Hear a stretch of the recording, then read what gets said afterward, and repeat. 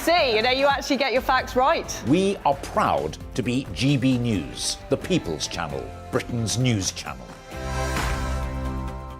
Join me every Sunday at 6 p.m. for Gloria Meets. In exclusive interviews, I'll be finding out who our politicians really are and what they really think. It's something that you would never want anyone to suffer. I didn't know what channels there were. I didn't think I'd be believed. I must have weighed about 7 stone and I'm 5'8". My instincts was to sort of cover this up. I mean, clearly that was a mistake. Join me every Sunday at 6 p.m. on GB News, the People's Channel, Britain's news channel. He's the king of breakfast TV, and he's back. Eamon Holmes, back on the TV with me this morning. Even remember my name. I know, it's been 4 months. You have holy water by your bed? Oh, yes. Oh, already to bless. Yeah. Oh, Eamon. Oh. Why do you not believe anything I say? Eamon Holmes back on GB News Breakfast at 6 a.m. Join me, Patrick Christie's, Monday to Friday, 3 till 6. We tackle the day's news agenda like you've never seen before. It's high tempo, high octane, the most controversial topics and the best guests. You will not be able to take your eyes and ears off it. I'm not afraid to ask the questions that you really want answered. 3 till 6 p.m, Monday to Friday on GB News, the People's Channel, Britain's news channel. Hi, Andrew Pierce here. Join me every Friday lunchtime for a proper no-nonsense debrief of the week's events. With special guests in the studio and the GB News team on the ground, I'll be getting you up to date with news, some intelligent discussion and my own sharp take. The weekend starts here with me every Friday lunchtime on GB News, the People's Channel, Britain's news channel.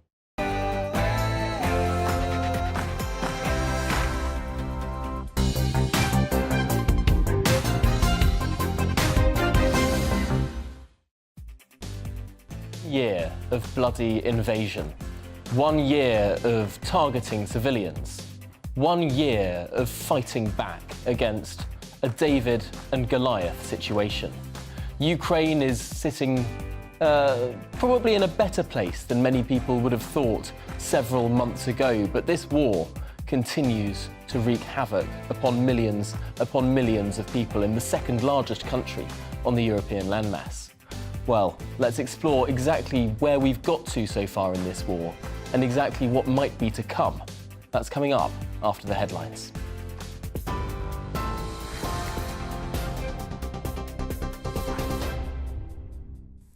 Good morning, it's 9:31. I'm Rhiannon Jones in the GB newsroom.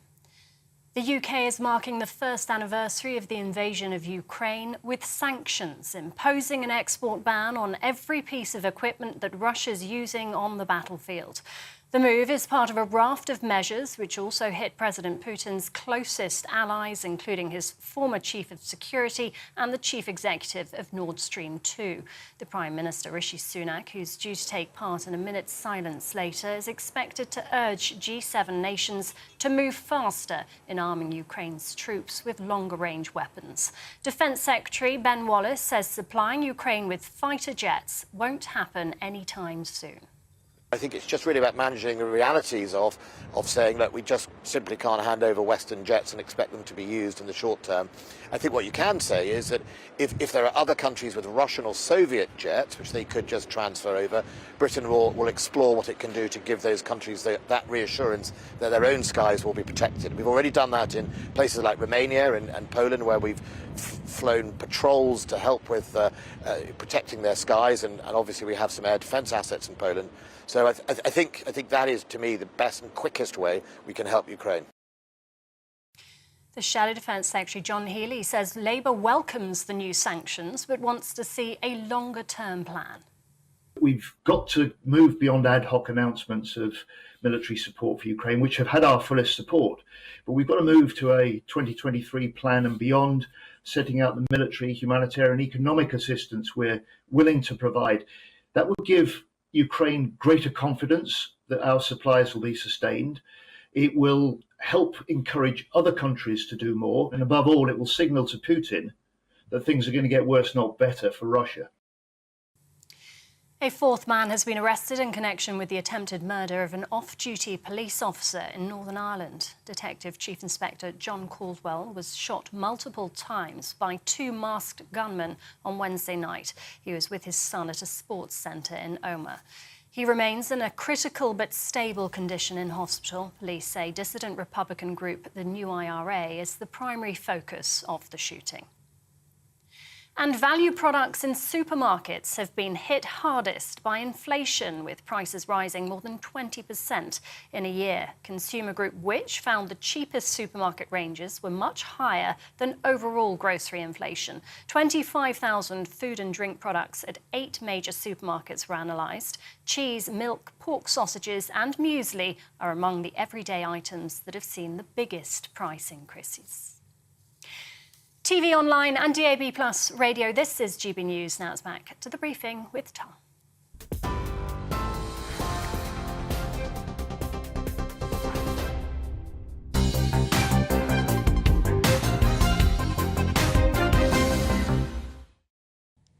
A very good morning to you. It's 9:34 and this is the briefing with me, Tom Harwood, on your TV and your radio. Now, of course, it's the first anniversary of Russia's major offensive into Ukraine, the full-scale invasion that has resulted in tens of thousands of deaths on both sides and shows no signs of ending anytime soon. As the calls come to give Ukraine longer-range weaponry and the costs of war are being felt in households not just in Ukraine, Russia, but around the world as well. Let's try and make sense of what's been happening over the last 12 months and indeed what might be to come over the next. I'm delighted to be joined by Sir Andrew Wood, an Associate Fellow of the Russia and Eurasia Programme at Chatham House and indeed a former British Ambassador to Russia. Sir Andrew, thank you for joining us this morning. First of all, this is the most remarkable situation. Many people sitting where we were 12 months ago would have thought this would have been wrapped up in fairly short order. And yet the Ukrainians have shown the most remarkable resolve that confounded many people in the international security community. Yes, indeed. I think one of their reasons for success is that they changed their armed forces in terms of what they actually did, whereas the Russians did not. The Russians have continued to fight a very old-fashioned, for them, war, which they made huge mistakes at the very beginning and got effectively defeated when they tried to take Kiev. And they haven't done very successfully so far in holding on to the territory that they then conquered. So we do face the possibility of a war of attrition. Now, that's a major fear. But I think essentially all that matters is, or would be decisive, is whether there will be change in Russia itself. Is the issue that Russia has run into, the multiple missteps that that country has made over the last 12 months, is that a function of the political system that we've seen evolve, really, inside Moscow? The sort of lack of accountability, the lack of the ability of people underneath Putin to say, no, you're wrong, to challenge the leadership. Is that sort of invincibility and untouchability of Putin in the Kremlin really to blame for a lot of this? Yes, indeed. And it's a situation which has grown for, well, the past decades, in fact. The difficulty with Ukraine goes back, from their point of view, till about 2004, when there was an election which produced a change in attempts by Ukraine to become more what we would think normal, that is, Western. It reached a real crisis when in 2020, they in fact changed the constitution by effectively abolishing it and putting Putin into considerable power. He's a man that keeps pretty much inside the Kremlin itself, and within that, he sees few people. So there's no real debate about decisions that are taken. And, what's your experience of Putin as a politician? Obviously, you served as ambassador to Russia in the late 1990s, up to the year 2000, just as Vladimir Putin was emerging as this significant figure in Russia. What's your experience of the man? Well, he's true to his origins, which are KGB. He was head of the FSB, which is what the KGB is now called. He has had a very strong impulse towards a country dominated by a single group of people, and increasingly a single person, which is him. The result of that is that there's no real debate about what's proposed, and he himself is actually quite silent until he makes a sudden decision. And when the decision is made, it's not questionable. He has made huge number of mistakes over Ukraine, and so far, what he has done is a failure to achieve any of the aims that he set out, even though he's pretty confused as to what those were. So what's your sense of what is next for Russia? Really, Putin, as a politician, as a leader, I suppose lives or dies by the success or otherwise of this conflict. Yes, I don't think the conflict, even if he is defeated in the sense of Russia being expelled from Ukraine, that will necessarily end it. The resentment in Putin and the group which surrounds him against any such outcome would be huge, even if they had to accept it for a period. So I do think that the wish of the Kremlin, as it presently is, to take over Ukraine effectively, and also to take over Belarus, will remain. Whether they can do it is a different sort of question, but I don't think the only solution for Putin is effectively for him to go feet first.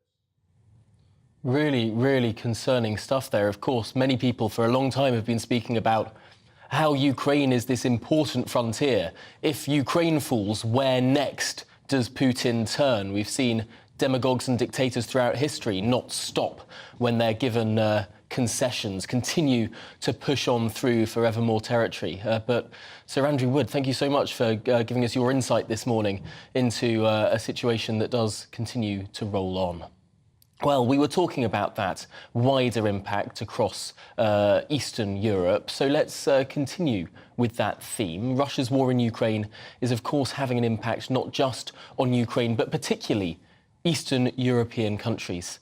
I'm delighted to be joined now by the Polish Foreign Minister, Pavel Yablonski, who covers Africa and the Middle East within the Polish Foreign Service. And Pavel, I just wonder, particularly looking at the axis that we're seeing developing between Russia and Iran, these are two areas that I suppose, as someone sitting looking at the Middle East, but also Poland with its particular history and looking east at potential expansionist, aggressive power from Russia, where does that leave your assessment this morning?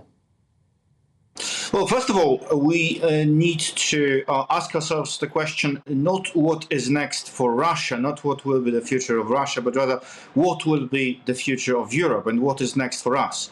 And the answer is very simple. It's very grim at this time, but we need to face the facts.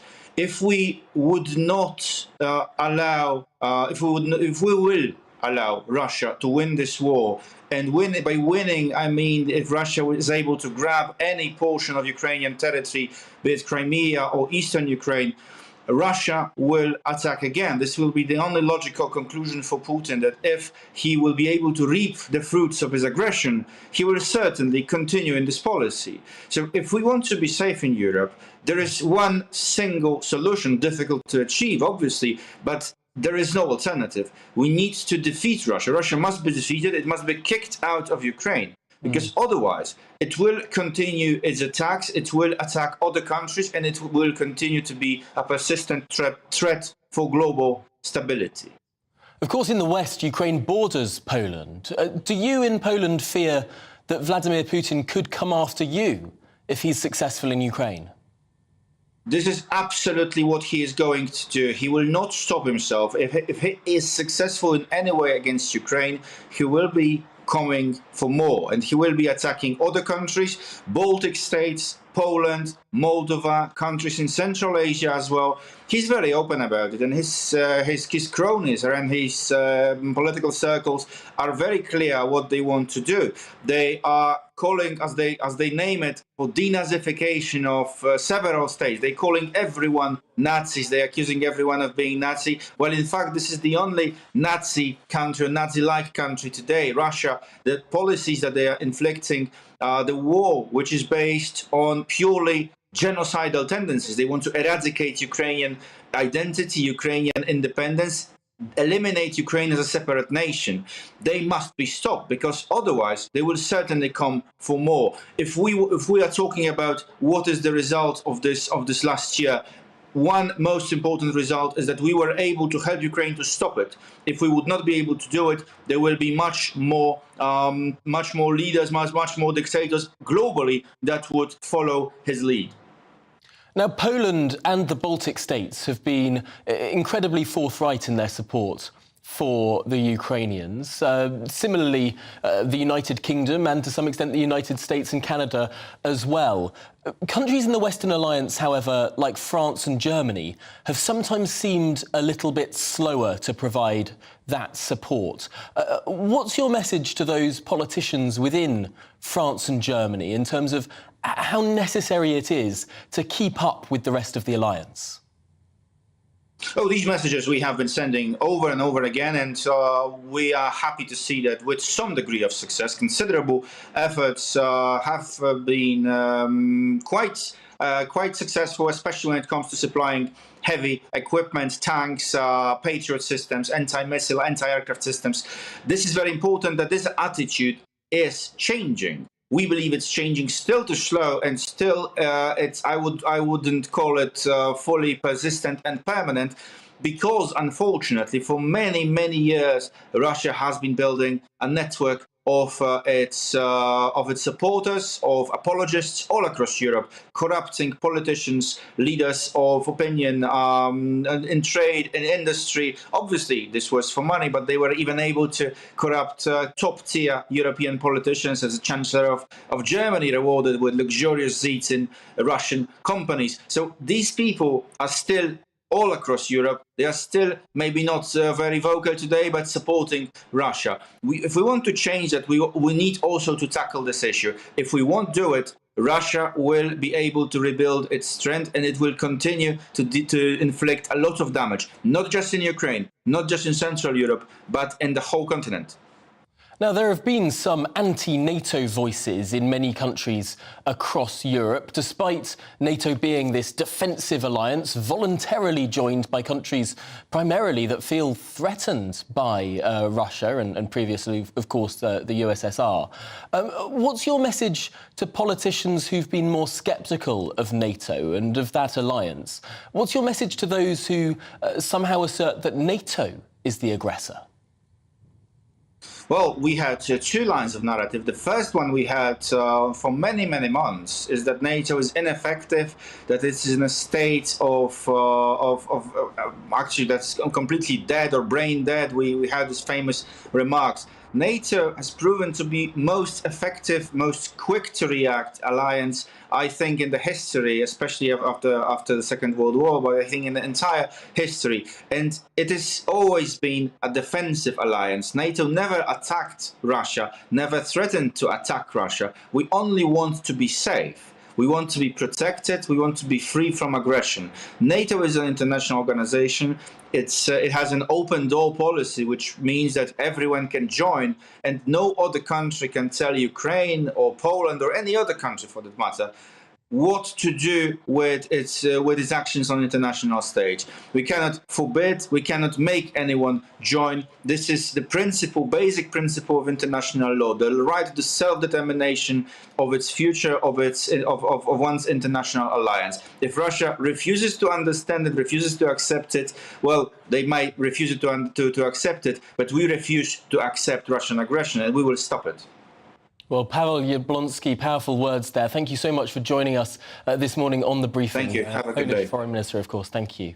Now, just moving on with this conversation, I'm delighted to be joined now by Yulia Osmolovskaya, the head of the Kyiv office of the Globsec security think tank, global security think tank, of course. Thank you for making the time this morning. I want to dive into the vote that we saw at the United Nations last night, where Russia looked very, very isolated. Clearly, the vast majority of countries around the world voting with the Western alliance. Yet, significantly, there were abstentions from India and China. What should we be reading into that?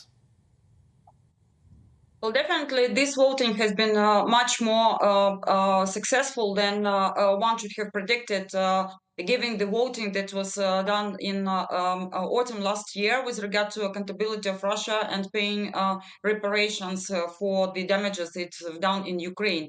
So therefore, having 141 votes in favor, this is a significant achievement, especially when it was about the actual resolution referring to a lot of the points from the peace plan suggested by President Zelensky. So for us, it's a big achievement. On the other hand, yes, it was quite anticipated that these countries should abstain. At least they didn't vote against. And this should be read in particular with regard to China in the light of their recent position paper with regard to their views on peace resolution for the conflict, which is also will be debated much and have already received some bit of criticism from the Western partners. How much should we read into reports that came out last night that China might well be looking now to provide weaponry to Russia? Is this something that the West should be very concerned about? Is this potentially a worrying turning point? Well, definitely there are reports that there are high risks that China might be supplying Russia or assisting Russia in getting drones. But on the other hand, you have to still consider this through these peaceful proposals that China submitted now, because we need to reflect on that in a manner that, okay, the first position is about adherence to the international law and UN Charter, which is about territorial sovereignty and integrity. So if China is committed to this principle, then we need to go ahead from this one and actually force Russia to withdraw its troops from Ukraine. Then when China says about nuclear safety and definitely non-blackmailing with regards to the nuclear power plants and all other facilities, or even mentioning the nuclear weapons. So we also need to develop on that with China. So giving all these factors, I don't think that China will be standing beside Russia in this war, supplying with the weapons. So we need to engage China more in dialogues based on their peace proposals. However, a lot of them are questionable, need thoughtful discussions. Well, Yulia Osmolovskaya, thank you so much for talking through those big issues, particularly the wider global context there of this war. Really, really interesting stuff. Now, my next guest this morning knows a thing or two about the impact that Russia can have on the lives of those it perceives as dissidents. The executive director of the Anti-Corruption Foundation and indeed Russian exile, Vladimir Ashokov. Vladimir, thank you so much for joining us this morning. First of all, thank you. Your experience in Russia is a fascinating one. You've been granted political asylum here in the United Kingdom. Can you talk us through why? I have been working with Alexei Navalny, who over years emerged as the most prominent Russian opposition leader. And in 2014, after Russia annexed Crimea, it became not safe for me and my family to remain in Russia. So I moved to London and I continue to work within our team with Navalny and my colleagues. And it's interesting looking at the movement that Navalny was sort of creating within Russia. Over a year ago, we were seeing marches, we were seeing momentum. Has that momentum somewhat dimmed now? Looking at polls, although polls are very hard to conduct within Russia, it does seem that Putin does have considerable support for his barbaric war.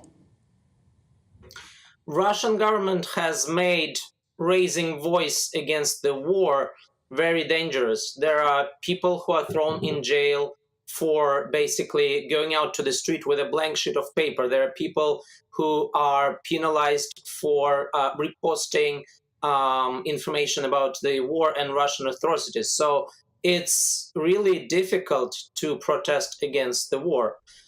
We have our own polls that we conduct. We think that about 10% of Russian population supports the war, 20% is against it, and the rest are people who are not really interested in politics. But of course, the state pours out propaganda from TV screens, from newspapers, etc., and amplifies the voices that are pro-war. So that's what we're seeing. Well, Vladimir Ashokov, really fascinating to get the insight of what it feels like there in Russia. I really appreciate your contribution. We must have you back at some point soon. But finally today, I'm joined by Alicia Kearns, the chair of the Foreign Affairs Select Committee, who joins me live from Ukraine. Alicia, thank you for making the time this morning. What's the feeling on the ground there in Ukraine on this historic anniversary? Look, the people of Ukraine are completely resolute that they will fight on. There is no question in their minds that they will rid their country of Putin's troops. And we're here today to show that we stand completely behind them, but also to say that we will not allow Putin and Russia to determine the peace. Now, clearly, the big ask of Ukraine and the big ask of President Zelensky when he came to Parliament just 2 weeks ago was Wings for Freedom, was sending those jets to Ukraine. Where is the British government on that key issue? So the Defence Secretary has said we won't be sending our own Typhoons, and having met with the Ukrainian Defence Secretary this morning, I recognise why that is the case. So, for example, it would take at least 6 months to train even Ukrainian fighter pilots how to fly our aircraft, and that's having then done already language training, which they would have to do first. Instead, we should be looking to Soviet jets and Soviet helicopters, which the Ukrainian pilots already know how to fly, and making sure that we put British and Western missiles all over them so that they can go out and be as powerful as possible. What's the way to do that? Is that, for example, backfilling Polish jets that can be sent across? Or how best can Britain and America, for example, facilitate that? So, for example, Latvia has given a great number of helicopters. The Americans have then backfilled those with Black Hawks. We, for example, have Sea Kings that are sat there not being used that we could be sending. We also have Lynx helicopters we could be sending. Those, again, aren't Soviet capabilities, but they are far simpler to train people up on at speed and to put weapon systems onto. There are things we can do, but yes, we do need to look at those countries who have Soviet capabilities already that the Ukrainians are comfortable using. Is the West speaking, finally, with all one voice here? We have seen a remarkable unity, I suppose, through NATO, through the Western Alliance, but at some points we have seen various cracks, France and Germany being less resolute, perhaps, than other members. Is that an issue? Yes, it is an issue. No country should be hesitating at this point. I'm here to thank the Ukrainians because they're not just fighting for their freedom, they're fighting for the freedoms of all of us. Because if we think that we do not stand up now, when countries think it's okay to breach national sovereignty and to breach international rules of order and norms and values, then we will continue to see countries do that. We all have to stand resolute, and I think our allies finally understand that now is the time for action if we truly want to push Putin out of Ukraine. Well, Alicia Kearns, Chairman of the Foreign Affairs Committee, thank you so much for joining me on the briefing this morning live from Ukraine there. Well, that's it. That's all that we've got time for this morning on the show. Coming up next, it's Esther and Phil, so stick around for that.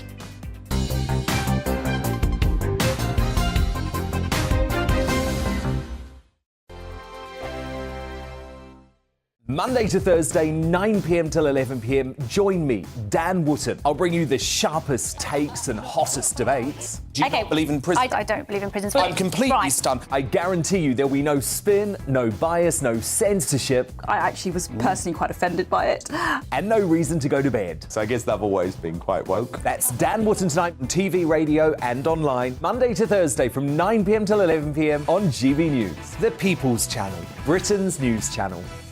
We are GB News, the People's Channel. And right across the United Kingdom. You can find us on Sky Channel 512, Virgin Media Channel 604, Freesat Channel 216. Freeview Channel 236, and YouView Channel 236. You can also take us with you on DAB+ radio, with the GB News app and at the website gbnews.uk. We're absolutely everywhere. Come join us on GB News, the People's Channel, Britain's news channel. We are GB News, right across the nation. You can get us on television, on radio, on digital. We're absolutely everywhere. Amazing! You see, amazing! You remind me of me in the European Parliament. But here's the most important bit. We are not part of the mainstream establishment. We think and speak just like you do. We are the People's Channel. Magnificent. That's really, really thoughtful. Come and join us on GB News, the People's News Channel. Join me, Lawrence Fox, on GB News. Frank, fun, fearless, and sometimes serious. Much as I love a Friday night punch-up, what I really want is a battle of ideas. I want to look at things differently. I want to hear different voices and engage with your unique experiences. Every Friday at 7 p.m. on GB News. We are GB News, the People's Channel.